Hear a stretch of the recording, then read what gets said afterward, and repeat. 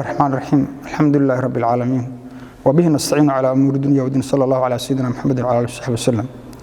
قال الله تعالى في محكم تنزيله والذين جاهدوا فينا لنهدينهم سبلنا وأن الله لمع المحسنين. وقال الله تعالى في محكم تنزيله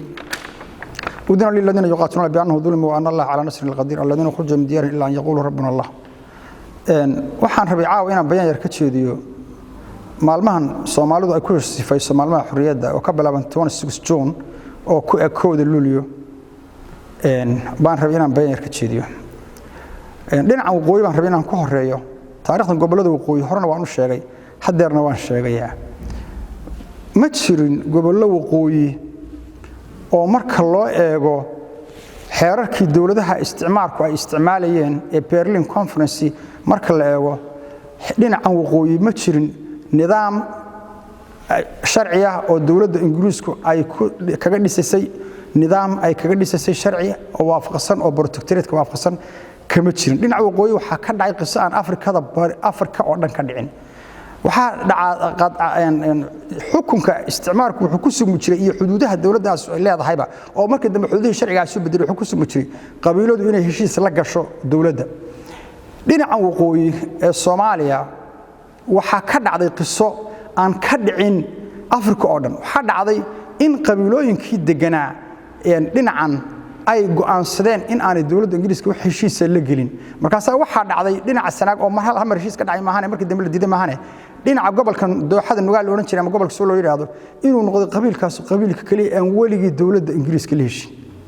dawladaha adduunyaduna ma aha sidan Soomaalidu ay wax isaga tiraahdo ama wax isaga qorto oo wax la isaga tuuro hadii iminka archive-ka magaalada London laga helayo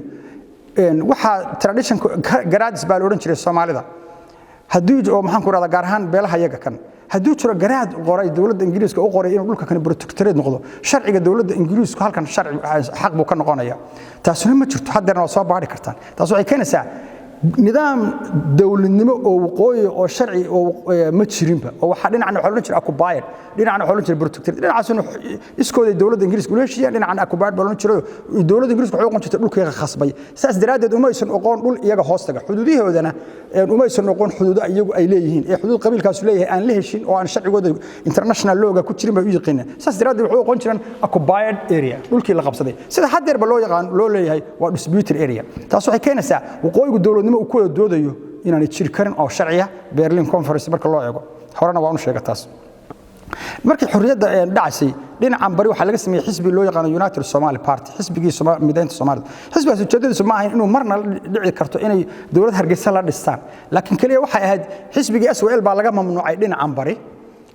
magaalada dad baa jooga odayaal oo loo xiray adigu SWL baad la shaqeysaa markaas waxay go'aansadeen galbeedka waqooyiga dadka degan iyo barigu inay xisbi iyaga ay ujeedada ka leeyihiin sameeyaan United Somali Party leeyahay oo meesha ka saara fikradaha dawladda isticmaalku ay la fadhido Hargeysa marka xisbigaas United Somali xisbiga mideynta Soomaaliya la yiraahdo oo waliba ku guuleystay arrintaas USB da la yiraahdo markuu Hargeysa tagay waxa dhacday dawladda Ingiriisku inay soo jeedisay 10 sano gobonimo gaarsiina in la sameeyo laakiin garabkii xaaji diiriye suldaan diiriye masika alaadaq marka loo yiraahdo beesha garxajis iyo maxaan ku iraahdaa qoladii USB da ahayd waxay tiri dawladda Ingiriisku khiyaamay wadataa 10 sano ay sheegayso way nagu kala reebaysaa xurriyaddeena waxay doonayaan inaan 70 ku xoreyno 60 kan ee kooda luliyo qoladan xoroobaan saas daraadeed annagu arrintaas kuma jirno dhammaan unanimous ayaa la isla qaatay fikradaas dad guuxayay way jireen waaye laakiin raad xumada aqlabiyada kuwii laga noqday in UF tarixdooda dib baan ka sheegi doonaa saas daraadeed ma jirin calan gobolada waqooyi u gaar ah oo ka duwanaa kiib SWL iyo Soomaaliyeed ku heshiisay ee SWL wadatay maxaan ku raada ma jirin xuduudo sharci ah oo dhinaca bari waligeed ma dhicin in maxaan ku raada ilaa meesha loo yaqaan Boocan iyo Birtable ilaa dekada dhagcayn maxaan ku raada dekada Boosaaso agteeda iyo laamiga dhexmara beelaha Warsangeliyo u baahantii beesha ma jirteeniya ma jiro dawladda Ingiriiska tiraaniga laba sarkaal oo yiri halkan ay noo kala xuduuda faqad waxaan hadda waqti u hayno xilligii maxaan ku iraahdaa baandada geelal meelaha beesha dhulbaantay laga dhacay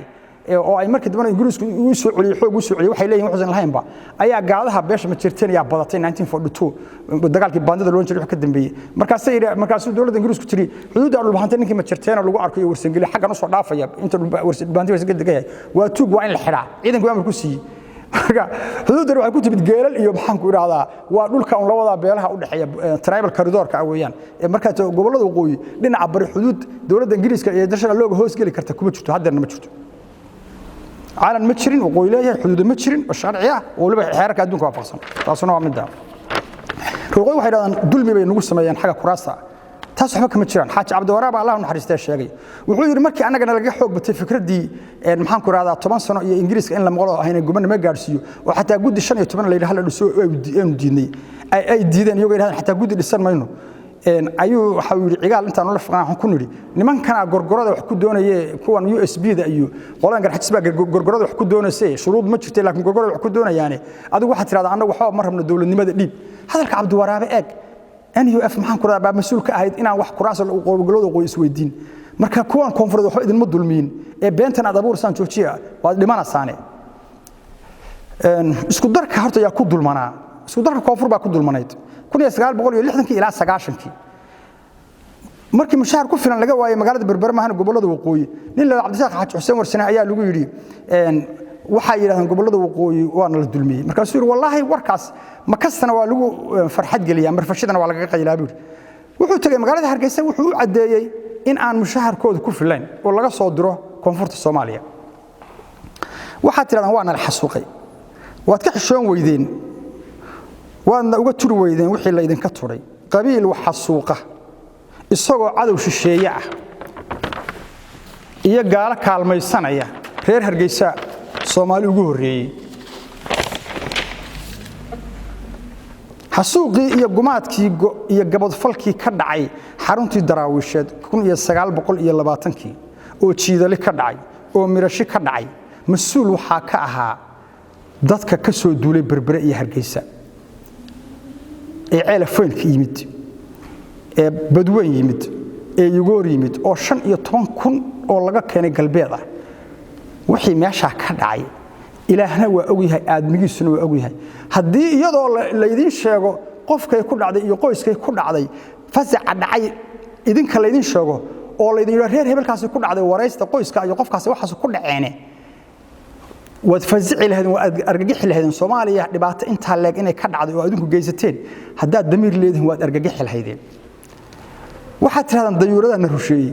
nin ayaa isaga oo gaala oo kuwan gaalada ah dunuubtooda way yaqaaniin ayaa wuxuu si indirect u sheegay inay abaalmarin u ahayd wixii taleex ka dhacay dayuuradii dawladda Ingiriiska ee reer Hargeysa wateen in Maxamed Siyaad Barre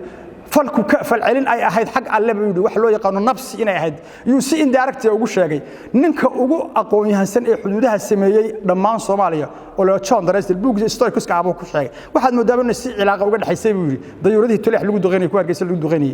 waydan fahansanina khalad aad gasheen iyo dulmi aad gasheen bay ahayn reer Hargeysa wax kan buuggiisa la historical buugda bulus akhriya Siyaad Barre dilay baatirada maanta waxaan u sheegayaa ummadda Soomaalida waxaan weligood hor u maqal fatwa ka soo baxday sheekhi 5 qarni Soomaalida 5 qarni kaligii mufti noqday mid ka horeeyay aanu jirin mid ka dambeeyay aanu jirin waa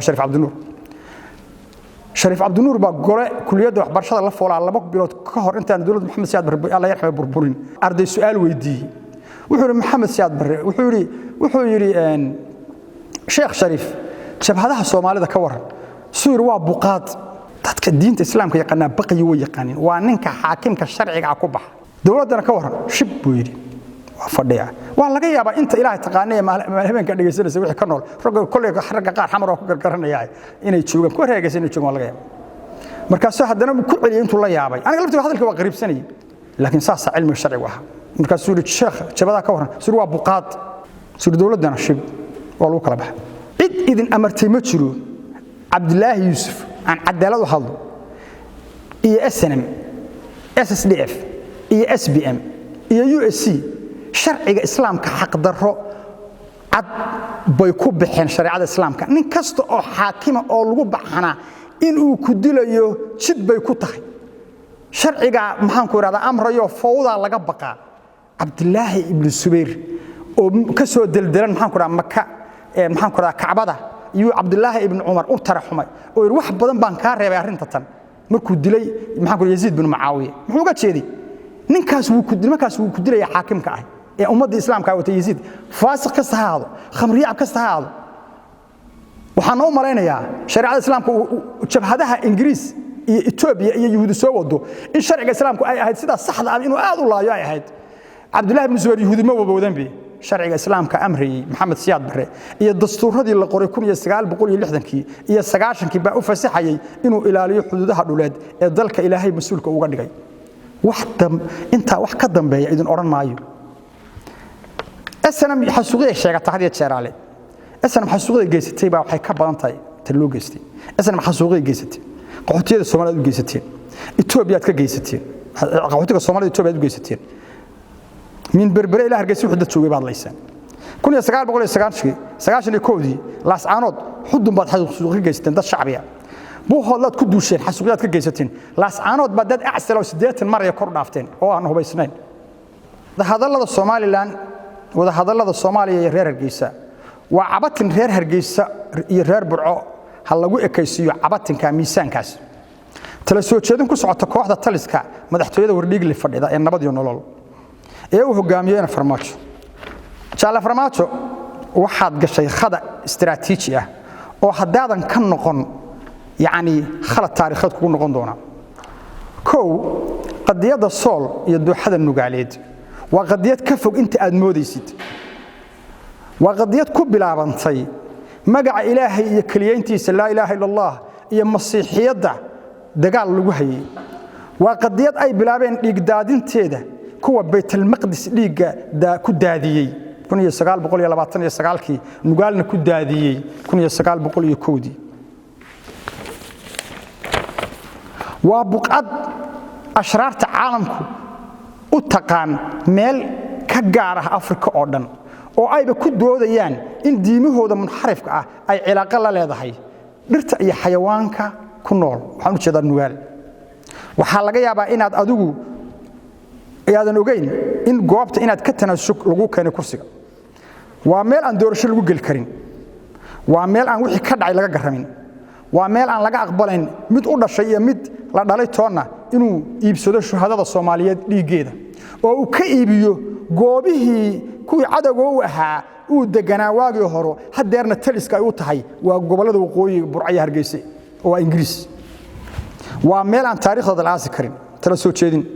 arinta kala tasho cidii ay saamay Sool iyo Sanaa kala tasho cidda saameynta ku leh ismaha dawladnimada Soomaalidu waa mid cad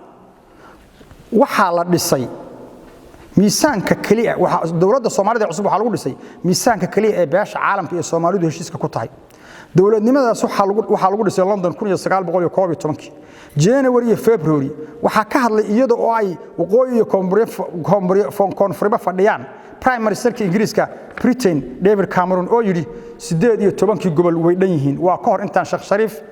uusan kursiga ka tagin Xasan Sheekh Maxamed uusan iman ee la yiri dawladda Soomaalidu qalinkeeda soconaya wuxuu yiri David Cameron 18 gobol ee Soomaaliyeed waa dhan yihiin 1991 Geneva Conference 1991 Geneva Conference saasa 132 dawladeed oo samafalada caalamiga qaybinayay saasay ku qaybiyeen hadeer saasa aqalka sare ee Soomaalidu ku dhisan yahay Soomaalida wax miisaanka kaliya ee la isku waafaqsan yahay idaara ahaan waa in ay tahay 18 gobol oo Soomaaliyeed nin walbaana iyo dawlad walbaana waa inay ku qanacdaa arrinkaas in Soomaaliya dawladnimada lagu dhiso 18 gobol billahi tawfiiq assalamu alaykum